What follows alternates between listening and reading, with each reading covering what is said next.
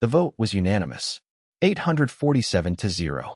Humanity was banished from civilized space. They were too chaotic, too emotional, too unpredictable. They were a threat to the perfect, placid order of the galaxy. So they left, quietly, efficiently, and completely. But what happens when the gear you removed was the one thing keeping the whole machine from falling apart? What is the true cost of perfect, silent order? This is the story of how a galaxy that banished its chaos was consumed by the silence that followed. Before we begin the full transmission, please subscribe to the channel and secure your connection so you are never left in the dark. All right, let's initiate the archival playback. Now, the silence that followed. The Great Hall of the Galactic Council fell silent. On the massive display screen floating in the center of the chamber, the final vote appeared. 847 to 0. Every single member species had voted the same way. Humanity was banished. Ambassador Anya Sharma watched the numbers lock into place. She was alone in the human delegations gallery. The others had been recalled weeks ago when the trial began. Now, hundreds of pairs of eyes, faceted, compound, liquid, and crystalline, turned to her. They expected her to shout, to argue, to make one of those passionate, emotional speeches her species was infamous for. Instead, she simply nodded. Chairman Vexlor's 4 eyes blinked slowly, his gelatinous form quivering as he read the official statement. His voice echoed through the chamber, devoid of emotion. The Council finds that humanity poses a continuing threat to galactic stability. Their unpredictable nature, their excessive emotional responses, and their dangerous tendency toward unsanctioned innovation make them unsuitable for membership in civilized society. Anya stood. Her uniform was a simple, dark blue fabric, stark against the shimmering robes and carapaces around her. The Human Federation accepts the Council's decision, she said. Her voice was calm, steady. We request 6 standard months to evacuate our colonies and withdraw from all Council territories. The silence in the hall deepened. This was not the reaction they had prepared for. Where was the anger? The threats? The bargaining? Chairman Vexlor's tentacles twitched nervously. 6 months is acceptable, he finally said. All human presence must be removed from Council space by that time. It will be done, Anya replied. She bowed her head slightly, a gesture of finality, not submission. She gathered her datapad, turned, and walked out of the hall. Her footsteps, they echoed in the silence she left behind. The evacuation began within hours. On every human world, every orbital station, every deep space research facility, the same message arrived. Encrypted. 3 words. Pack everything. Go quietly. The speed of the human response surprised everyone. Ships that had been scattered across the galaxy on trade missions and exploration ventures suddenly converged on human colonies. Massive, city-sized cargo vessels materialized from hyperspace, their holds yawning open.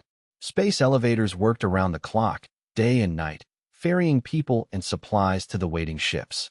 On New Terra, humanity's most successful colony, Mayor Kenji Tanaka watched families stream toward the spaceport. Children carried their pets in travel cages. Parents loaded photo albums and family heirlooms onto hover carts. The elderly stood for a long time, saying goodbye to gardens they had spent decades cultivating under an alien sun. Are we really just giving up?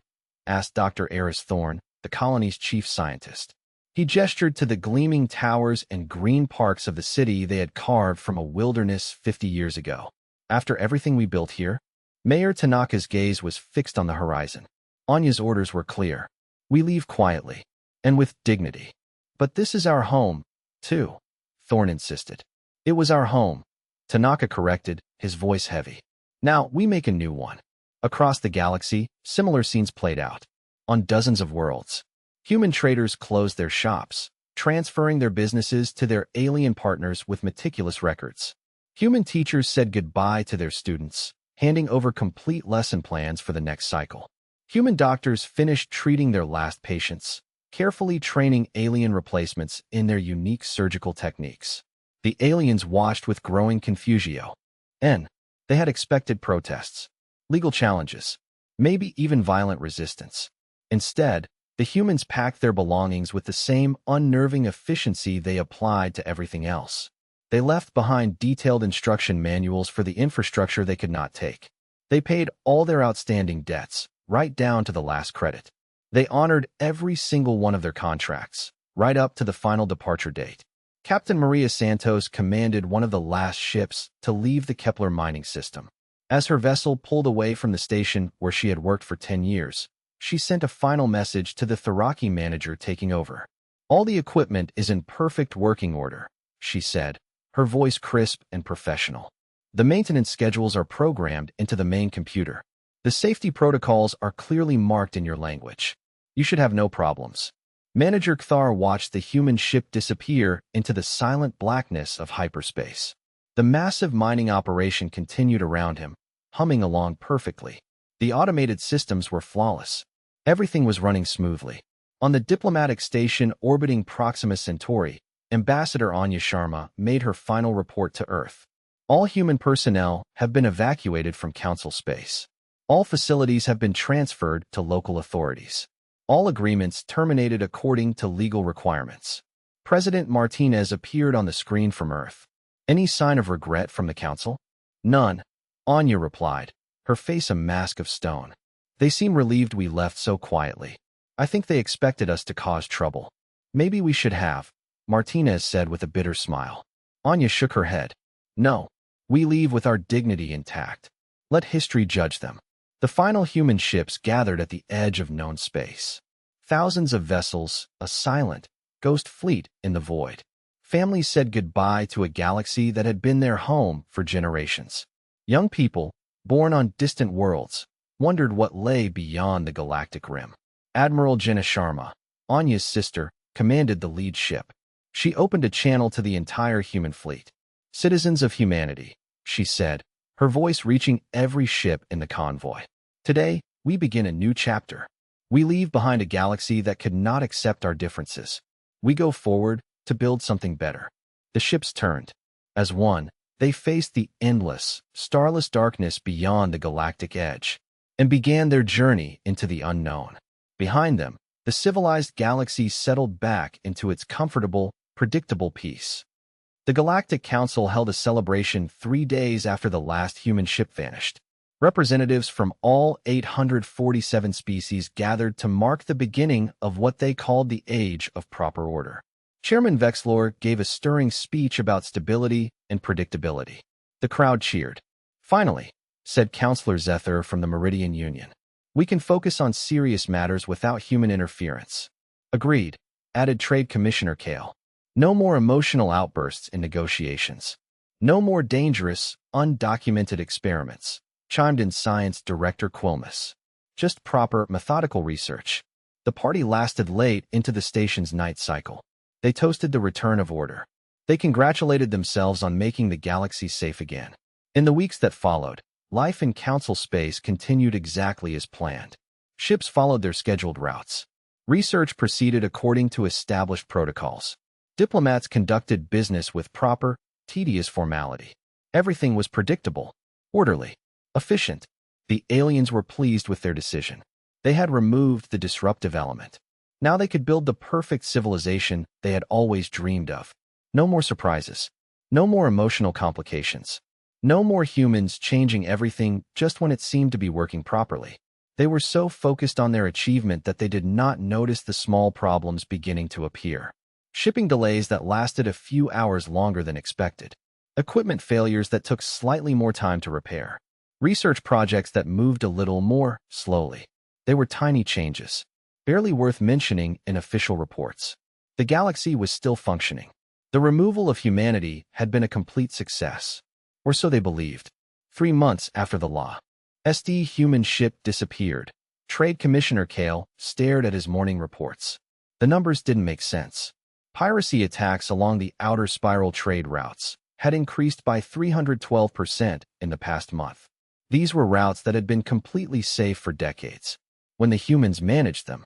Now, cargo ships were being hit almost daily. "How is this possible?" Kale asked his assistant, a young Zalani named Corin. "The security systems are exactly the same." Corin pulled up the technical reports. "The automated defense networks are functioning perfectly, sir. All sensors are working. All weapons platforms are operational. But Somehow the pirates are getting through. Kale studied the attack patterns. The pirates weren't using new technology. They were simply finding gaps in the security grid that had never existed before. It was as if the defense systems had developed blind spots overnight. Contact the human contractors who designed these systems, Kale ordered. Sir, all humans have been banned from Council space, Corin reminded him. We cannot contact them.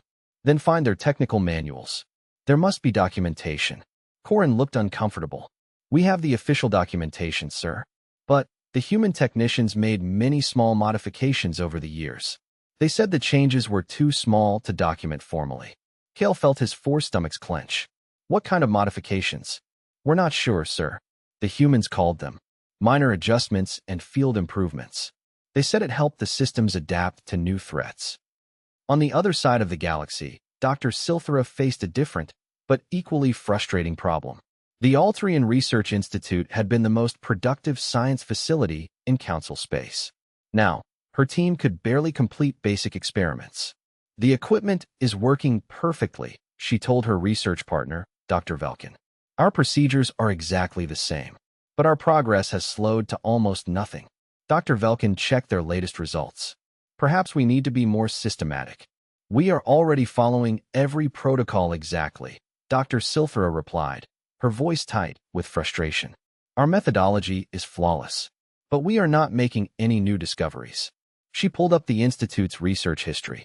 For 30 years, they had produced breakthrough discoveries almost monthly. New medicines, improved technologies, revolutionary theories. But almost all of those breakthroughs had come from projects that included human researchers. Look at this, she said, pointing at the data. Every single major discovery involved humans suggesting unexpected experiments or noticing patterns we all missed. Humans are not methodical, Dr. Velkin said dismissively. They just try random things and hope for the best. Maybe, Dr. Silthera said slowly. But somehow, their random attempts led to more discoveries than all of our careful planning. The problems were not limited to research and security. On the mining world of Kepler 442b, Foreman Kthar watched his operation fall apart. The humans had left detailed instruction manuals for all the equipment. Every procedure was documented, but something was going wrong. The primary excavator has broken down again, reported his assistant, Yellum. That is the fourth time this week. Kthar checked the maintenance schedule. The automated systems show everything is working perfectly. The machine should not be failing. The human supervisor. She used to check it every morning, Yellum said. She would make small adjustments to the settings. What kind of adjustments? Yellum looked through the old work logs. The records just say, routine calibration and minor optimization. Nothing specific. Kthar felt a surge of frustration. The humans had followed all the official procedures, but they had also done dozens of small, intuitive tasks they never bothered to document. They seemed to just know when something needed attention, even when the computer said everything was fine. Try to contact the human who used to work here, he ordered. Sir, Yellum reminded him, his voice flat. Even communication with them is now illegal. The same story played out across hundreds of worlds. Factories that had run smoothly for decades began experiencing unexpected breakdowns. Transportation systems developed mysterious delays. Power plants required constant repairs despite perfect maintenance records. In every case, the problem was the same. The automated systems worked as designed, but the humans had been making countless tiny adjustments that were never recorded. They had been solving problems before those problems became serious enough to trigger an official alert. Counselor Athera called an emergency meeting of the Economic Committee. These are just temporary adjustment problems, insisted Trade Director Morgoth. The systems will stabilize once we adapt. How long will that take? Asked Mining Commissioner Tolver. My operations are losing money every day. The humans did not have any special knowledge, Science Advisor Quilmes said firmly. They simply did not follow proper procedures. Once we establish correct protocols, everything will improve. But privately, some were beginning to worry. The small problems were getting bigger. Maintenance Chief Sector of Central Station had worked with humans for 20 years. When the station's environmental systems began malfunctioning, he knew exactly what the problem was. The humans didn't just follow maintenance schedules, he explained to the station commander. They listened to how the machines sounded. They felt for vibrations that weren't quite right. They noticed small changes the sensors couldn't detect. That is not scientific, the commander replied dismissively. Proper maintenance follows documented procedures. Yes, sir, Sector agreed. But the humans prevented problems before they became emergencies. Now we only know something is wrong when it fails completely. 3 weeks later, the station's main power generator exploded without warning. All sensors had shown normal operation right up until the failure. An investigation found that a human technician would have noticed the subtle signs and repaired it months ago. The careful order the aliens had worked so hard to achieve was developing cracks. But the council leadership refused to admit there was a serious problem. They insisted removing the chaotic human element had been the right decision. They did not yet understand that they had banished the very thing that kept their society from breaking apart. 1 year after the human exodus, General Thakmore of the Vorak Empire stood in his command center, watching his military fall apart. Red warning indicators flashed across half their territory. 3 different rebel groups had attacked their outposts in the past week. His forces had failed to stop any of them. How did they break through our defenses? He demanded. Colonel Vexter consulted his tactical reports. Our forces followed standard attack protocols exactly, sir. Every maneuver was executed perfectly, according to the manual. Then why did we lose? The colonel hesitated. The enemy used unexpected tactics, sir. They did not follow conventional military doctrine. General Thakmore slammed his clawed hand on the console. What he didn't want to admit was that Vorak military doctrine had only ever worked because human officers had been there to adapt it when the situation changed. The humans never followed the rules exactly.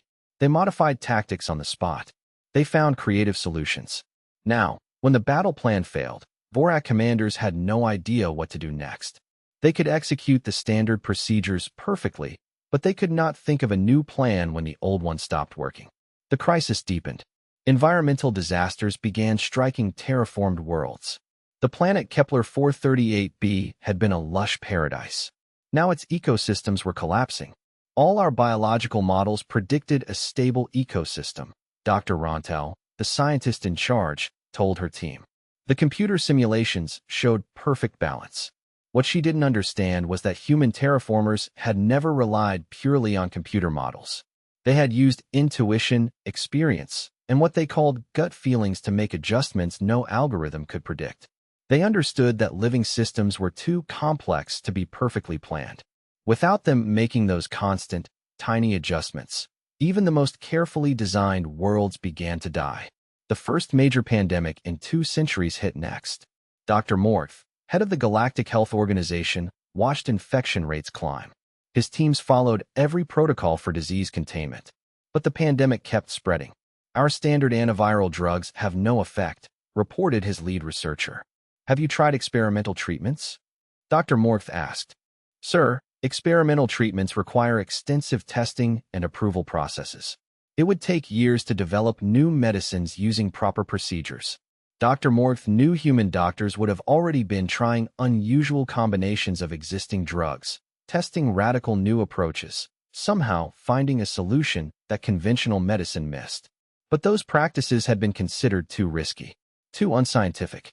Now, faced with a spreading pandemic, the aliens' careful, methodical approach was failing while people suffered. The problems cascaded. Agricultural systems failed. Transportation networks broke down. In the council chambers, the debates grew more desperate. We need to be more systematic, insisted Science Director Quilmes. The systems are not working. Trade Commissioner Kale shouted back. Then we need better systems. Quilmes replied stubbornly. A few members began to quietly suggest that maybe, just maybe, they had made a mistake. But these voices were quickly silenced. The problems were temporary. They would be solved. Chairman Vexlor maintained public confidence, but privately, he was beginning to see the terrifying truth. He pulled up historical records and made a disturbing discovery. Every single major crisis of the past century had been resolved through human intervention, not through their technology, but through their unique ability to find unexpected solutions. The Meridian Plague, stopped by human doctors trying experimental treatments that violated every medical protocol. The Outer Rim War ended when human diplomats convinced natural enemies to work together.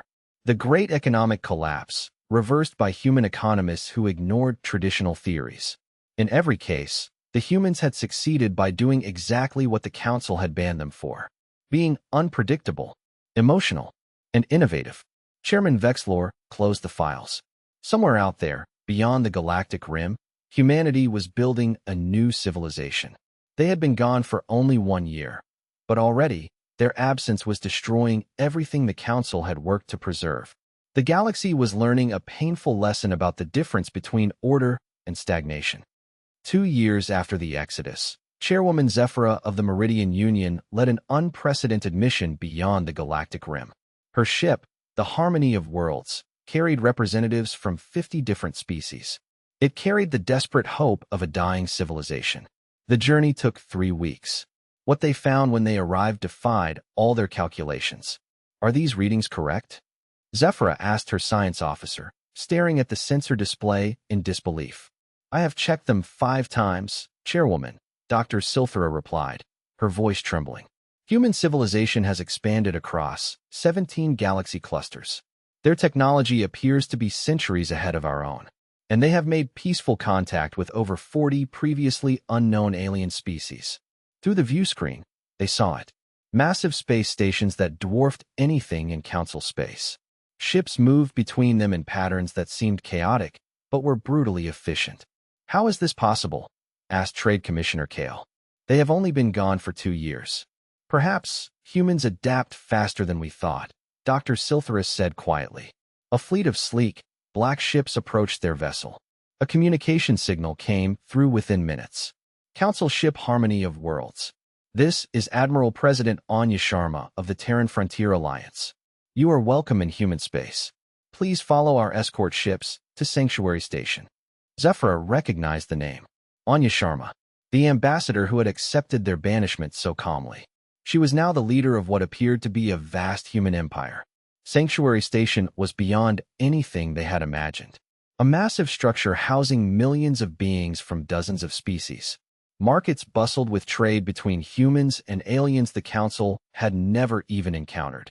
Admiral President Sharma met them in a conference room that overlooked the station's main hub. She looked older, but her eyes held a confidence that had not been there before. "Welcome to Sanctuary," she said warmly. "I assume you are not here for a social visit." Chairwoman Zephyra struggled to find the words. "How do you apologize for destroying a civilization? How do you ask for help from the people you wronged so badly? Our galaxy is dying," she said finally. "War, starvation, economic collapse. Everything is falling apart." Sharma nodded slowly. "We have been monitoring your communications. The situation appears serious. We need your help," Zephyra continued, the words tasting like ash. "We realize now we made a terrible mistake. Humanity was not our problem. You were our solution." The Council representatives spent the next 3 days touring human space. They saw worlds where humans worked alongside silicon-based life forms from the Andromeda Galaxy. They saw research stations where human intuition was combined with the mathematical precision of species that thought in pure logic. "How did you do all this so quickly?" Dr. Silthera asked a human scientist. The scientist, Dr. Maria Santos, smiled. "We didn't have to spend our time following procedures that didn't work. We could experiment freely, try new approaches, and learn from our mistakes." "But surely you made many errors," Silthera said. "Of course we did," Santos agreed. "But we learned from them quickly and tried again. Fast failure and rapid adaptation work better than slow perfection that never comes." On the 3rd day, Admiral President Sharma called a formal meeting. "You came here to ask for our help," she said directly. "What exactly are you proposing?" Zephyr took a deep breath. "We want humans to return to Council space. We will rescind the banishment order. We will restore your full membership." "As subjects of the Galactic Council?" Sharma asked. "Yes, of course," Zephyr replied. Sharma was quiet for a long moment. Then she shook her head. "You still don't understand," she said gently. She stood and walked to the window overlooking the bustling station. "You said we were your chaos, but you never understood that you were our stagnation. You gave us order, and we gave you growth. You offered us stability, and we provided you with hope. It was a symbiosis." She turned back to face them. "For centuries, you kept us in line just enough to prevent us from becoming completely unpredictable. And we kept you moving forward just enough to prevent you from becoming completely static. Neither of us could survive alone for long. Then come back, Counselor Zethar pleaded. Help us rebuild. We will help, Sharma said. But not as your subjects. We will come back as your equals. As partners in something new. She laid out the proposal. No more Galactic Council making decisions for everyone. A new confederation of worlds, where different approaches to problems are seen as strengths, not weaknesses. Chaotic human intuition working alongside methodical alien logic. Innovation encouraged, not controlled. Diversity celebrated, not eliminated. In the end, desperation won over pride. We accept your terms, Chairwoman Zephyra announced. Sharma smiled. Then we start small. Joint colonies in the outer rim, where our people work together. Research stations where different ways of thinking can combine. Trade partnerships based on mutual benefit, not council regulations. The galaxy slowly began to heal. Human innovation combined with alien precision to solve problems that had seemed impossible. The wars ended, not through victory, but through creative compromises that satisfied everyone. Food production increased. Medical research accelerated. 5 years after the Exodus, the Galactic Council formally dissolved itself. It was replaced by the Confederation of Worlds. The new organization had no single ruling authority, no universal laws. Instead, it provided a framework for different species to work together while remaining true to their own natures. Director General Sharma stood in her office, looking out at a galaxy that was more diverse, more chaotic, and more alive than it had ever been before. The galaxy had learned its most important lesson. True civilization was not about creating perfect order, but about finding the right balance between order and chaos, between stability and change. The future was unpredictable again, and that made it full of possibilities.